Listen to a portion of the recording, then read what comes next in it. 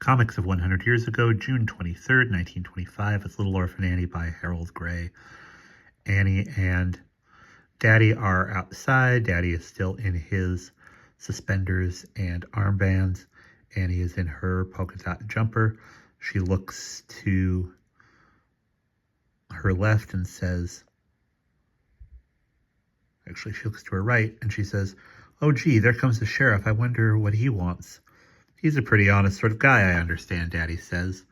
The sheriff and Daddy shake hands in front of Annie, and the sheriff says, "Mighty pleased to meet you, Mr. Warbucks. Heard tell considerable about you from Annie here. Allowed I'd come out and sort of get acquainted." Daddy says, "Put her there, old kid."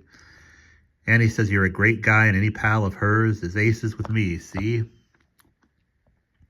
They begin to walk toward the barn as Annie watches with her hands on her hips. Daddy says, "By the way, Sheriff, I've got some things I want to talk over with you. In the first place, what do you know about this bird Willis?" The sheriff says, "Let's go out back of the barn where I can use plain language, Mr. Warbucks. I can tell you plenty, I reckon." The sheriff is now in his car with Daddy standing next to the running board. Daddy says, "Well, Sheriff, I've enjoyed this little powwow immensely. You're a regular guy, all right, like Annie said." The sheriff says, "Thanks, that goes double, partner.